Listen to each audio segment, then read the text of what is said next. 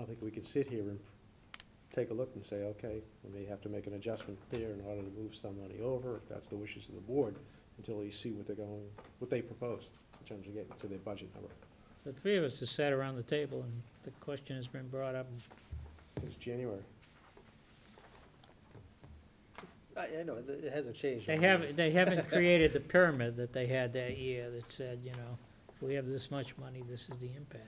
I wanted to see that in January, so we don't get to a firestorm a week or two before town meeting. Correct. Is there a reason why this information isn't more forthcoming from the school board? It seems, from what I'm hearing, Well, you're trying to get something from them and they're not giving it to you. in their defense. Part of it is the uncertainty of what the numbers are gonna Right. be until In just their recently. defense, they were probably a good idea not to give us their cuts until now anyhow, because now the state aid numbers are better than what we had projected. Mhm. So they were probably right in waiting till now, but now I'd like to see, because I think we pretty much rely on those numbers for state aid purposes that we're going to receive, so. And they have to have a presentation for Monday night, so. But as of last Friday, the school committee hadn't taken a position short of identifying what the number is. Just a question, if I could, Bob, on Monday night. Are we gonna post that in case more than 3 of us show up? Yeah, why don't we do that? It might be a good idea. Sure. I didn't anticipate that we would be taking any votes at that hearing. No, but just to get up and speak, and wouldn't hurt if it was posted. As far as fire department, nothing new is being proposed here. Sean will have to answer. I missed this afternoon's meeting because I was tied up with clients. Presentation is just about complete. We intend on coming before the board here on May 17th to make a presentation on ALS. In terms of new hire, interviews are going to take place, some interviews, I don't know if all, but some interviews are going to be taking place Thursday of this week. We did not get the grant on the first round. I think we brought that up the last time we talked. Well, at least we didn't get it on the first couple of rounds. They've started to come out weekly since last week or the week before. And we haven't been in one of the first 2 or 3 rounds in terms of the grant. And Greg had proposed, and I've sort of suggested we consider this separately rather than as part of the ALS, that we have a retiree coming mid-year that we know about, and that what we should do, you know, we've got a replacement to make for a person that's out, and in the process, bring on a second person now to fill the position of the retiree, and you know, we'd save overtime.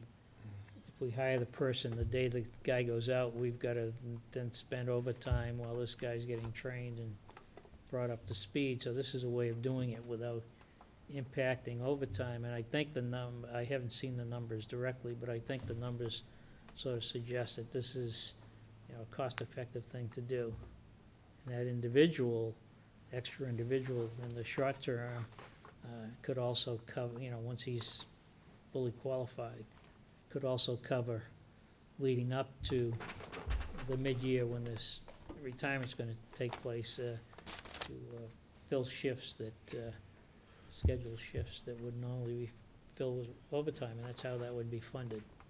And then if we go forward with the ALS, it would be just, you know, another qualified ALS person on the team already.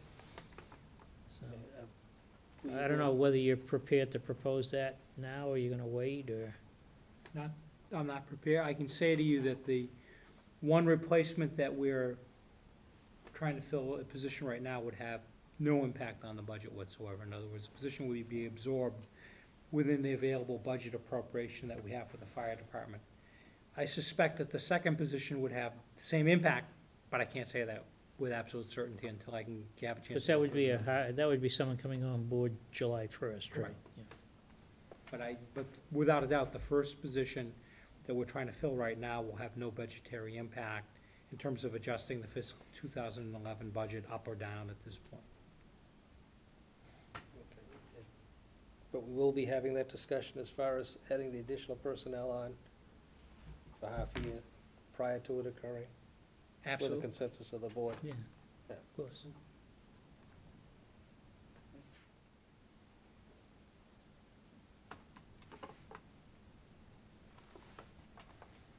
Anything else on budget items? Motion number 8 has not been, That has not been- The what? The motion number 8 has not been acted on, So, hearing dates. Yeah. shall I, Mr. Okay. Chairman? Yep. I move to set the date for the FY11 budget hearing at May 3, 2010 at 7:30 PM, and for the Board to vote its 2011 budget recommendations on May 17th, 2010. Second. Okay, motion by Mr. Yule, seconded by Mr. Vino. Any discussion? Anybody have any problems with those dates? Nope. No. Okay. Hearing none, all in favor? Aye. Opposed? Unanimous? Excuse me, Mr. Messeri, without meeting being held in this room? Will the budget hearing be held here? Is that what you're asking? I think a lot will depend on what happens next Monday night. We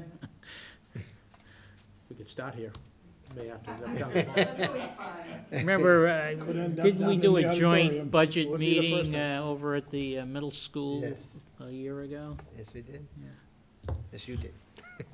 But that's not gonna happen this year.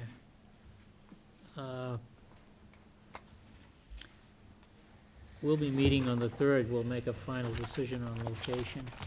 I think, again, it'll depend on what really happens on the school budget. I'm assuming if there's no issues, there are no major issues, that no one will come anyway to our budget hearing, but, well, yes, right, but there's The usuals. the usuals. Okay, town administrators report.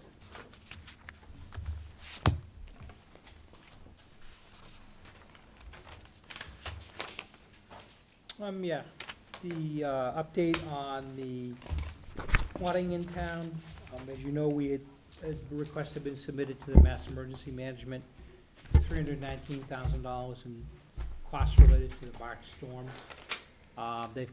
MEMA officials come out, they've looked at the town, no decision has been made. Although the funding, emergency declaration exists for businesses and for residences, we've heard nothing more in terms of eligibility for any reimbursement for town costs. The board asked that I begin putting together additional cost estimates for costs that we've incurred that we may need to reimburse before the end of the year. The largest amount would be for repairs to roadways, and I'm awaiting that number. But to this point, damage to catch basins is in the range of $30,000 to $35,000. Additional cleanup for municipal buildings is estimated about $6,500. And again, we would recommend, or I would recommend that those be addressed as part of the end of the year.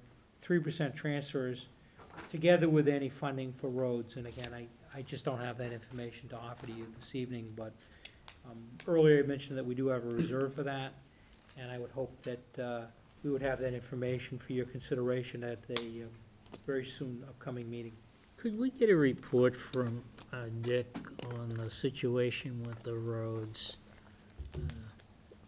We seem to have more than an abundance of potholes, and I know they've been out doing some patching, I could tell from driving down a couple of my favorite streets, but it seems to me that this is more than a typical spring effort that's gonna be required, and I'm wondering, where we stand with funding for that. Sure. I'll get that It information. appears it's being done by, with DPW employees, which is a good thing. but there's material cost and Mhm. then what isn't getting done as a result of it.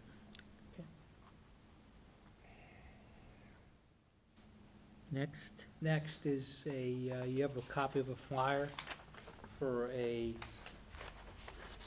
fundraising activity taking place on behalf of the North Reading Police Department on May 22nd. did we go down to one cycle now? We do have one cycle, Okay. so pay no attention to the picture. Okay. Can I ask something related to that? I thought this was coming up on the end of year 2 on that lease for those 2 motorcycles. My recollection was, I could be wrong, but the buyout was $1 on the motorcycles. Did they return one early? And if so, did we get any money back for the lease? And if I'm right, that the buyout was $1, why didn't we buy it? I'd have And if you don't know, it's fine. I'd but have to like check that. It's not a dollar. I just don't know the detail. Yeah, I had a conversation with Lieutenant Jones a couple of weeks ago, just happened to bump into him when we talked about it, and he was mentioning this, and I was asking him again, talking about going down to 1 motorcycle instead of 2, and I was under a similar impression as far as the buyout, but that's not the case. The buyout is substantially more, you know, $12,000 or something like that. I don't hold me to that figure, but something of that nature. That being said, it's still not a bad buy, because the motorcycles only have about 3,000 miles on them. Jeez. In relation to what's being proposed here, I'm in support of it. I think it's a pretty good idea. In relation to what's happening with the police department, whether it be 1 motorcycle or 2, before the lease is up, is it up this month, Greg? Is it April? I just don't. I think it was signed in April that year. I think it was signed in April, too. You know, maybe we would want to consider buying at least 1 of them rather than 2, and see if there's a cost. Well, my understanding was we were, they had come back and said we were, after the first year review, that we were going down to 1. I don't think anyone Right. asked whether it was being returned at the time or not, but maybe, you know, if it's a 2-year lease, we probably couldn't return it, but it was also paid for those 2 years, as I recall, from the grant. Right, I believe there were still two motorcycles. I As of guess, 2 weeks ago, yeah. there were still 2 motorcycles down at the police I department. guess the question, one of the questions I have right now, are they planning on keeping the 2? My understanding was that we weren't, but how many Right. times have we turned around and found equipment that we don't know about sitting around Lieutenant the Jones indicated to police me department? that the recommendation was going to be go down to 1. And again, a whole host of factors coming into play, everything from cost, usage, personnel available to ride it, which has changed substantially. Some internal stuff that was going on in the department. But again, I think they were a little bit shell-shocked in relation to having discussions about it because of what occurred initially, and I don't blame them for that, and I was a party to it. But it appears to me that it seems to be working pretty well, and it has proven to be rather useful. They were shell-shocked, why? And you don't blame them for what? I think when we went to engage in this initial discussion about, you know, the merits of it and how it was gonna be funded and all the rest, they came under a lot of fire and scrutiny, so. Oh, right, well, the cart came before the horse. Right, but that being said, now they've had time to assess the program. There are fewer officers now going to be riding motorcycles with it. That's not necessarily me going forward. That number would increase. But there's still a lot of merit to having it. And I think it's fine, I'm supportive. And I guess, are we planning on leasing 1 now going forward? instead of That was, my understanding is that Yeah. we would merely be leasing 1 going forward. 1 going Yes. forward, and giving up these 2.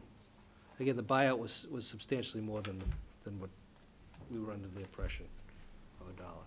It's substantially more, but it's still it's gonna be a good buy for somebody.